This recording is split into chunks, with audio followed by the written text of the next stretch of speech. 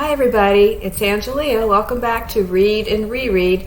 Here I am with Friday Reads. It's August the 12th, I think. And this is my last video that I'm going to make in this house because we are moving on Tuesday. So I probably won't do another video until next Friday at the new house because there's just going to be a lot of moving in between and I'm not going to have time to film and edit and all of that. So this is my sayonara video from this house, and I'll be excited to be setting up my new library at the new house. So there'll probably be a few videos before I actually get to the point of being able to do a library tour, but I will be reappearing in about a week. So first of all, today I have another installment in things that Angelia bought while she said she wasn't going to buy anything. So I visited another thrift store because, I had to give like a parting visit before I left town. This thrift store I really like a lot, but I probably won't come back and shop at it because we're moving about 35 miles away, and there's a lot of other thrift stores to explore closer to my new house. So I don't think I'm going to make a trip all the way out here, but it does have a really good book section. There's some people, I guess, in town that are also reading and donating books, and I usually find something when I visit this particular shop. And so I went in there, and it was one of those things I was kind of like, I really kind of need to not find anything because I've got so much stuff still floating around and packing. But then I'm looking because I do hope I'm going to find something. And indeed I did. I bought 2 books. The first one is Olive Again by Elizabeth Strout, and I have read this book before, but it was a library copy and I don't have one. And I have Olive Kitteridge, so I needed this to go along with it because, it's the companion. And I do want to read them again because they're really good. Some people really love the Olive Kitteridge books and some people don't because Olive is a prickly character, but I really love her and I love these books. So I was really excited to find a secondhand copy of this for $2. And then the other one that I bought was The Violin Conspiracy by Brendan Slocum, and I think this is a first novel. Yes, it is his first novel. And this is another one of those ones that I had checked out from the library when I checked out too many books, and I did not get to it, and I thought, well, I'll come back and get it again. And then the title came up again when I was looking at some articles with Stephen. He was wanting to read a mystery right now. He finished reading The Lincoln Highway at my recommendation, which he did really love, like I did. And then he wanted to read a mystery. So we were looking at some of those lists of, the best current mystery and thrillers. And this title came up, and I said, I want to read that. Library, blah, blah, blah.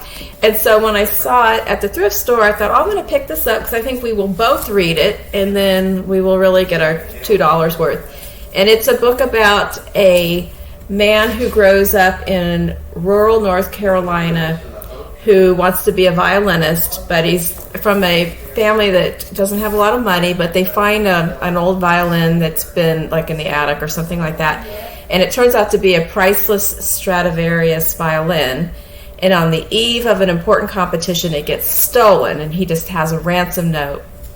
And he also encounters a lot of racism and obstacles as a black man from the South in the field of competitive music.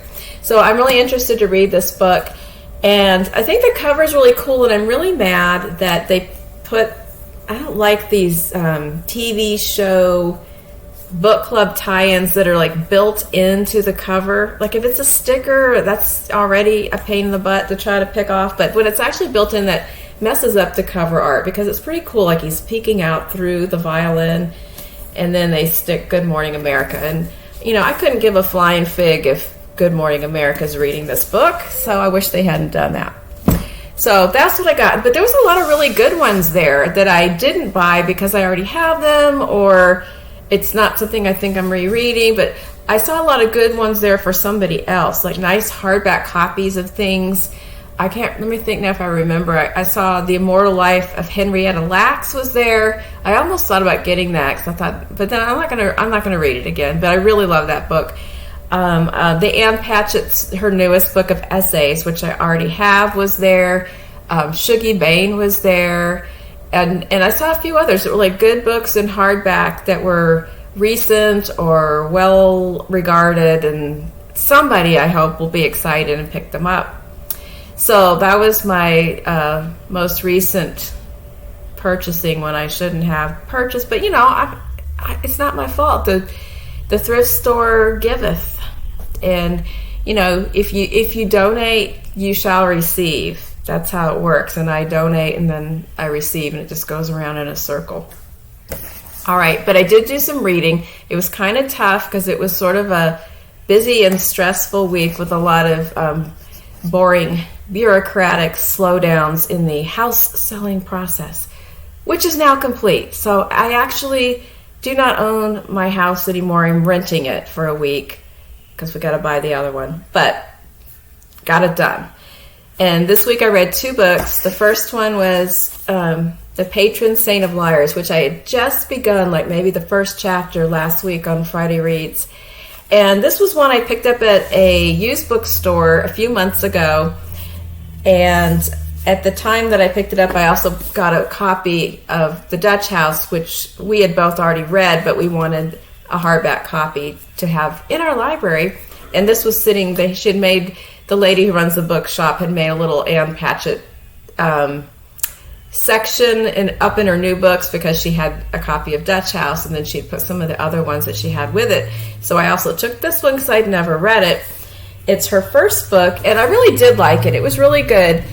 I did have a problem, but I mean, a lot of people have a problem with one of the main characters of that book. But it's about a woman named Rose who is in the 1960s, and she is a very young wife who has a husband who's a good, kind man who really loves and adores her, and she likes him, but it's clear that she's not really in love with him.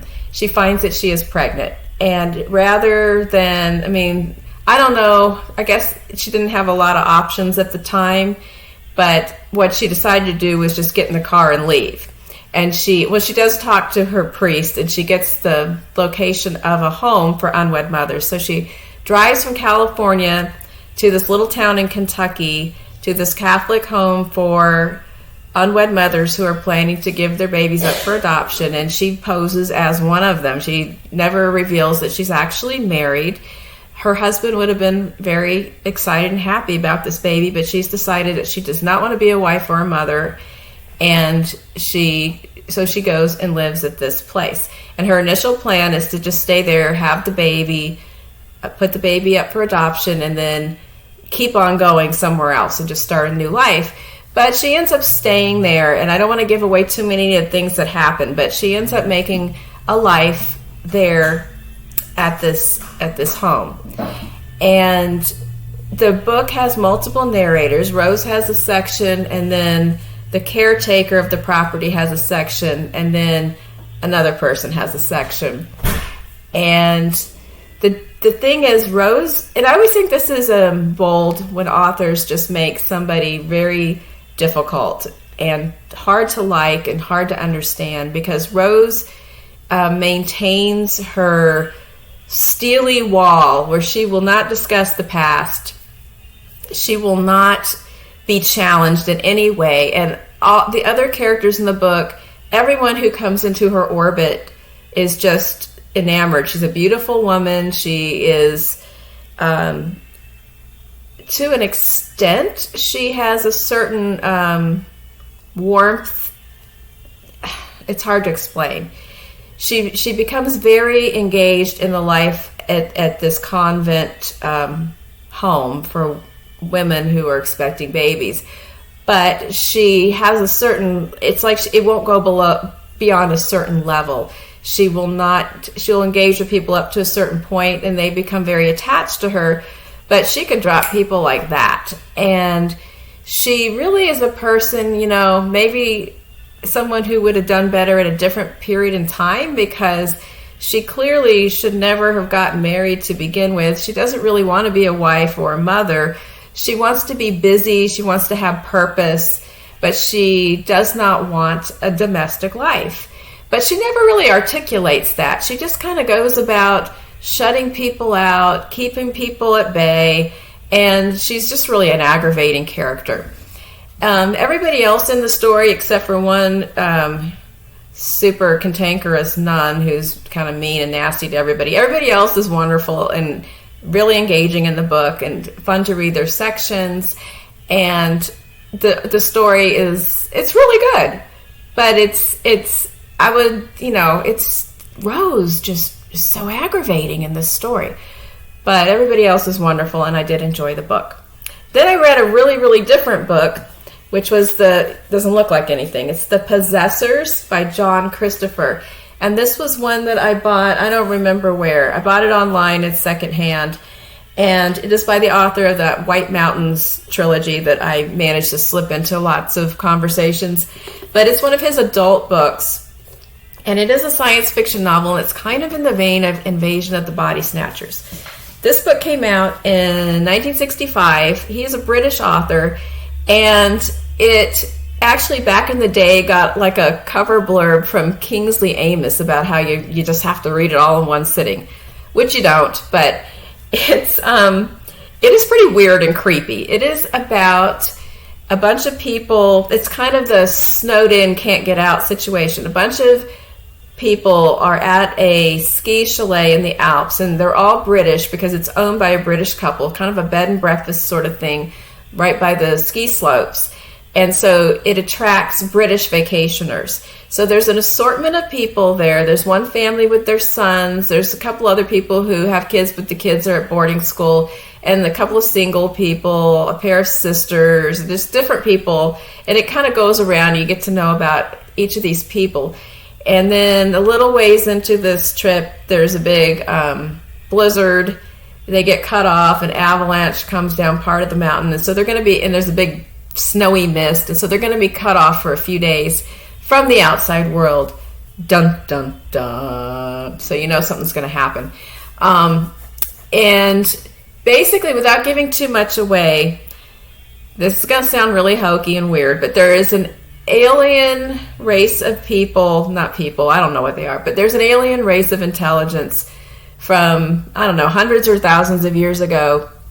Their world was disintegrating, and they sent out their spores, which are like these blue glowing spheres, out into, to land on other planets and see if they could find something that would sustain their life. And what they have to do is take a host and then keep propagating and taking other people and taking over their bodies.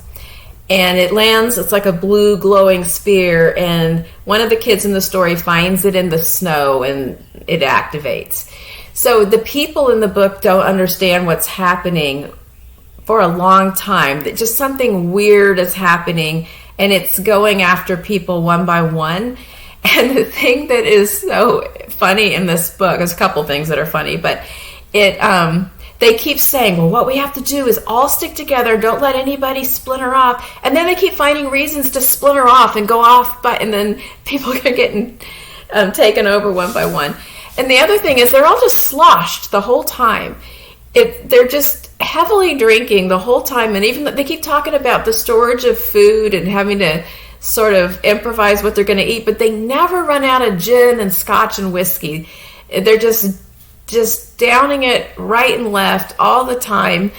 And a couple times someone says, well, maybe we shouldn't be drinking so much right now. And then someone else will be like, that's what we need to do most of all. We can't face this without being hammered. And they just drink. So maybe, things might have turned out better if they weren't so hammered the whole time of the book. But it's very 1960s. There's some sexist moments. But it is atmospheric and creepy and weird, and it was fun to read.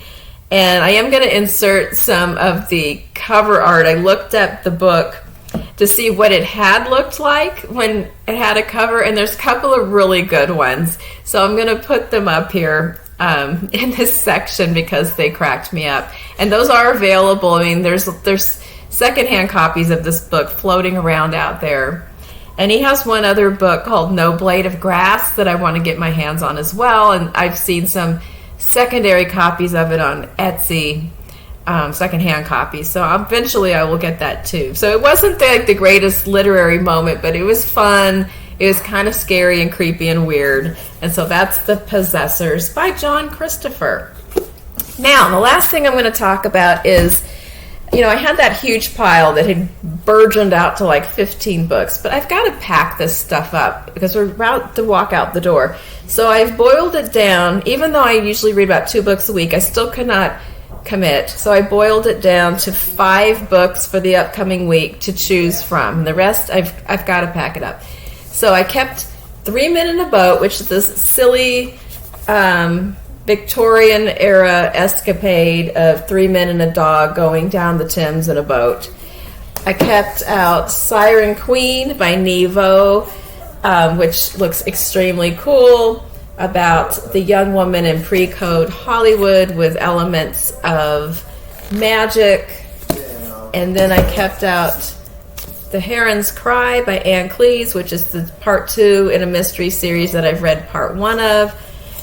I kept the short story collection, You Think It, I'll Say It by Curtis Settenfield, in case I just want to dip in and out of something. And then I really should put this one away, but then I opened it up and I started wanting to read it, which is Ill Will by Dan Chaon, which would be a reread. And I thought, why am I putting a reread in this pile? But when I tried to get rid of it, it just kept staying in the pile. So I don't know. Right now I need to pick out a book. I finished that other one last night. It's time to pick, and I still couldn't tell you what I'm going to read. But those are my contenders for the upcoming week, and you'll have to hang around till I'm done moving to see what I ended up deciding. So let me know what you're reading this week, or if you've read these books that I am looking at. And I hope you have a great week and weekend. Please like and subscribe if you're enjoying this content, and have a really good weekend. Like I think I just said that. But I really, really want you to have a good weekend. Take care. Bye-bye.